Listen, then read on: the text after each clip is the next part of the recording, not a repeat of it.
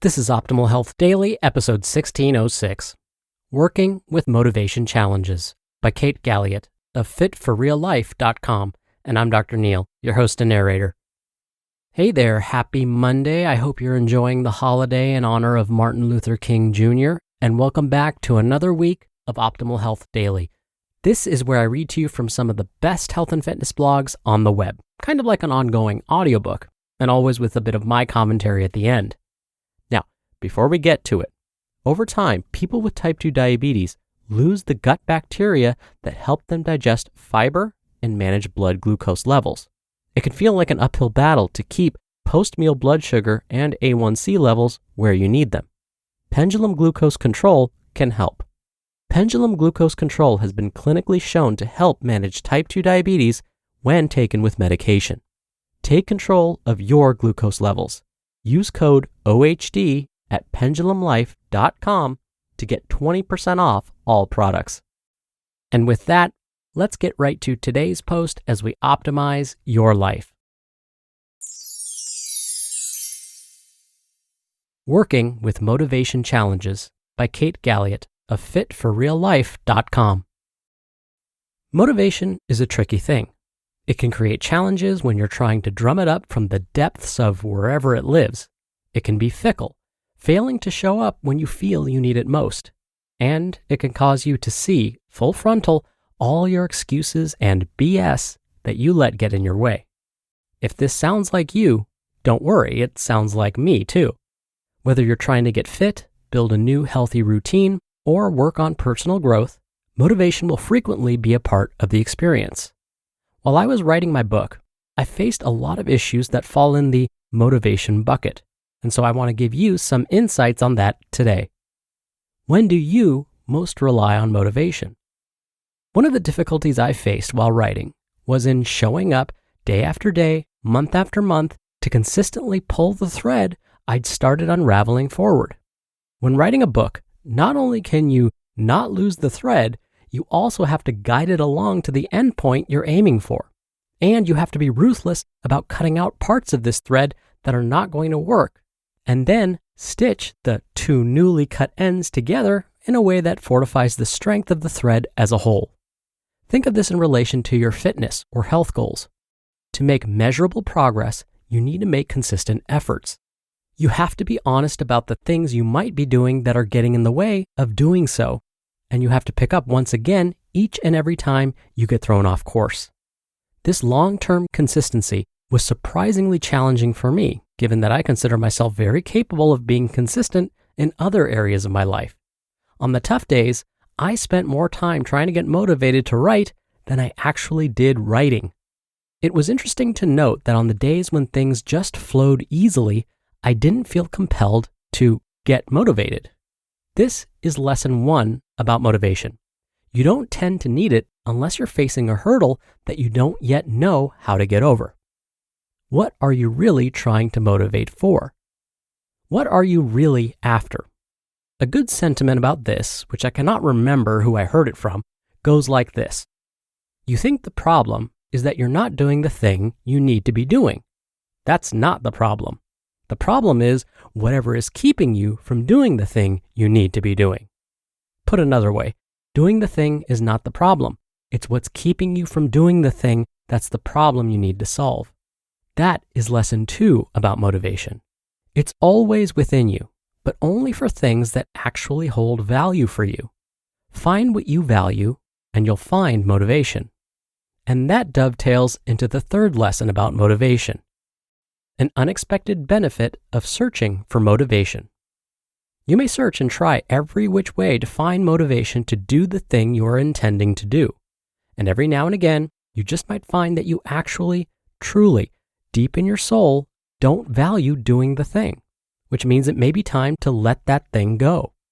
I had a client once who, when we first started working together for strength and mobility training, was an endurance running athlete who said she was working towards becoming a great swimmer and cyclist so that she could start doing triathlons. There was just one problem. She frequently missed or skipped her swimming and cycling workouts, but she had no problem getting her runs in, and she always showed up on time and ready to go for our workouts.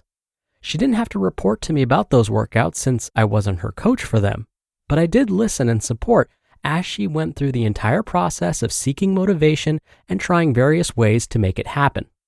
I'll never forget there was one day we met for our workout and she said, quote, "So I had a realization. I don't think I actually want to do triathlons. I don't like swimming and cycling is just okay in my opinion. I thought I was supposed to do triathlons because it seems like that's what everyone does after they've been running for a while." End quote. Take a look over your goals and see if any of them are there because you thought you were supposed to have them as goals. For me, there was an entire section of the book that I took out because I had written it thinking I had to, because that's what writers should do. Yuck. You just listened to the post titled Working with Motivation Challenges by Kate Galliett of fitforreallife.com. This is a friendly reminder that anything that costs your mental health is too expensive. This year, it's time to invest in yourself and finally relieve your ongoing stress, anxiety, and sleeplessness. Learn how to easily improve your mental health and well-being with Headspace. We all say fine when we don't mean it. Fine isn't really an emotion, is it? How many times have you told yourself you're fine when all you've really felt is anger or sadness or nerves? Headspace is scientifically proven to help you manage your feelings and your mental health. In fact, a recent study found in just 2 weeks, Headspace can reduce your stress by 14%. Whenever I'm not feeling my best, I love using Headspace's appreciation course. I instantly feel happier about what matters in my life and perfect to help fall asleep faster. However you're feeling, try Headspace at headspace.com/OHD and get 1 month free of their entire mindfulness library. This is the best Headspace offer available, so go to headspace.com/OHD today. headspace.com/OHD. Dr. Neil here for my commentary. As Kate mentioned, motivation is definitely fickle. It comes and goes. We all have it, it just may not be as powerful as it should be on some days. In fact, some days you'll wake up feeling like you can accomplish anything and everything. But by mid-morning, all of that exuberance has disappeared. By the end of the day, there's nothing left in the tank. So how can we possibly be expected to then squeeze in a workout and make a nutritious meal?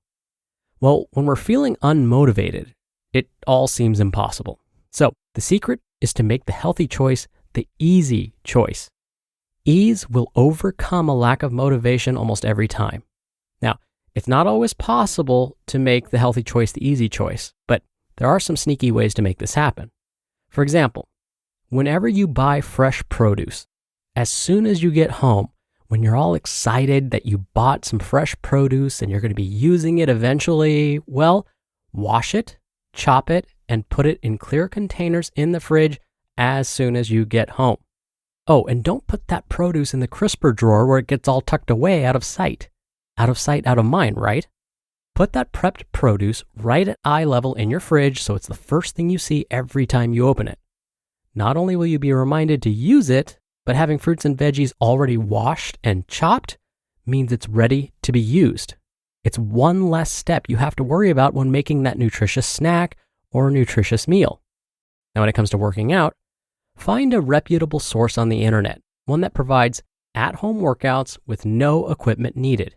You know, one of those workouts you can conveniently perform in your living room in front of the television while you watch your favorite show? Find one that suits your fitness level and bookmark it. That's going to be your go-to routine for those days you know you need to work out but just can't get motivated to squeeze it in. These tricks will outsmart a lack of motivation almost every time. Why? Because these tricks make the healthy choice the easy choice. All right, that'll do it for the Monday episode. I hope you're having a great start to your week. And if you're in the US, you're enjoying the holiday in honor of Martin Luther King Jr. And don't forget, I'll be back here tomorrow as usual, where your optimal life awaits.